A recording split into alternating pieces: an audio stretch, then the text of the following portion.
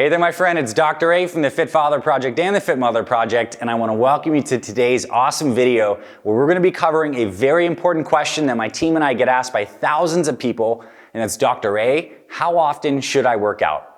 Now, I love this question, and I think it's really interesting because this question seems simple, and it almost begs a simple answer. Like maybe I could say you should work out 3 times a week, 5 times a week, every single day. But the true answer is actually a bit more nuanced. And what I want to do in this video is explain some of my thought process on how to actually describe the right number of workout frequency for you, for your goals, for your schedule, and walk you through this thinking process so you can come up with the right answer for you. That's what we're going to do in today's video. And to do that, we're going to look at a couple things. We're going to look at the distinction between daily movement and formal exercise. There is a difference. We're going to look at what kind of exercise you actually enjoy and the kind of recovery demands from different types of exercise, because there's a different training effect on your body from doing like a full body strength training workout, which might require some more recovery than if you did something like going for a run or a jog. So let's get into today's video. I think you're going to learn a ton. Get out your pen and paper, take some notes, and let's dive on in. All right, so let's start unpacking this video on how often you should work out. And I think the simple answer is you should work out as frequently as you can, doing exercise you love that fits into your schedule and still allows you to recover. So that's kind of like our equation. And I think to really figure out what's going to be right for you, we need to unpack each of those slices.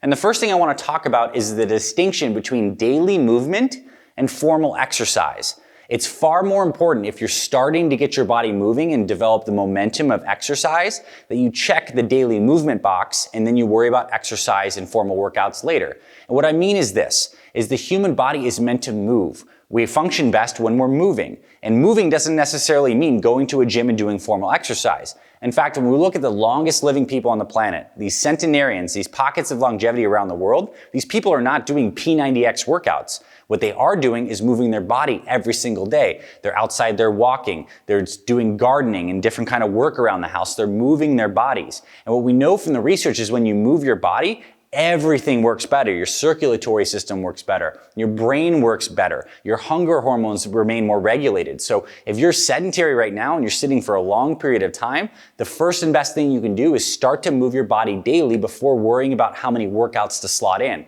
So practically speaking, what this looks like for me and my family is every morning I get up, I rehydrate with some high quality water, and I take a walk. 10-15 minutes. I'm getting my body moving. I'm getting my lymphatic system, my circulatory system moving. I'm breathing through my nose. I'm accumulating some early motion. And throughout the day, if you're sitting down for prolonged periods of time, I want you to get up and start to move your body more. Maybe track your steps on some kind of app if you like that kind of stuff, but just get more movement throughout the day. That's more important for your health than formal exercise. So that's the first thing, check the movement box every single day. So movement every single day. Now let's get into exercise.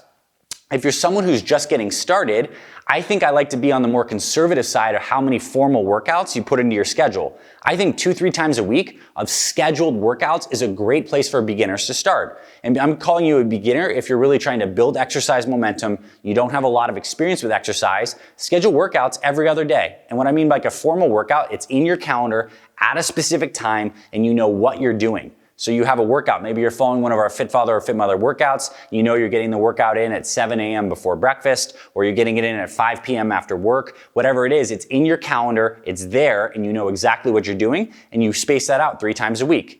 The reason this is important to look at is because as you're starting to exercise and you're doing some of these good workouts that involve like strength training, circuits, some higher intensity cardiovascular training, you want to get a training effect from exercise, but you need some rest days in between. So pulsing it out like a Monday, Wednesday, Friday is a fine place to start, right? That could work. But as we get back to the equation of what I was talking about before, the most important variable is that you stick with a schedule off the beginning that you can 100% stick to.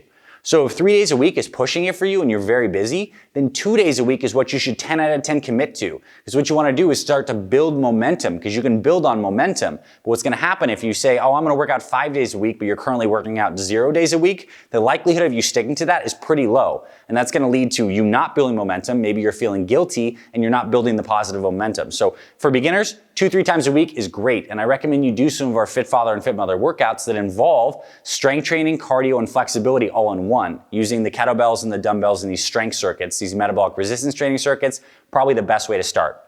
And if you're doing workouts with weights, it's typically a good idea if you take a day of rest in between those workouts to allow your body to recover. Especially if you're getting older. If you're in your 40s, 50s, 60s, 70s, one of the main changes that happen is your body doesn't recover as quickly from exercise. So it's always a good idea to check that daily movement box. And then if you're feeling sore, you can always take another day of rest in between those workouts. So a lot of our Fit Father, Fit Mother program members are getting these formal workouts in 3-4 times a week. Now, if you're someone who's a little more advanced and it really just feels good for you to work out every single day, that's also amazing. You got to find what works for you and makes you happiest. And if it is every single day, then what you might want to do is split things up with different kinds of workouts on the different types of days. So maybe 3 times a week you are doing strength training. And maybe on Monday, for example, you do strength training that's focused on your legs. And then on Tuesday, you might do some upper body strength training because your legs are recovering, your upper body's now working. On Wednesday, maybe you do some recovery cardio, maybe some high intensity interval training or some longer, lower intensity cardio. On Thursday, maybe you take a rest day. Friday, you can do some yoga. Saturday, you might restart your cycle with some strength training. I'm just giving you options, but the big picture idea here is it's got to fit into your schedule. It's got to fit into your preferences. If you're lifting weights, you might want to have more recovery days. If you're more someone who's more into like cardio and these kinds of things, you could potentially run every single day as long as it fits into your schedule. Now, one of the key things here is it's good to have a plan. It's good to plan how many days you're going to work out per week, but overall, the most important thing is to always listen to your body.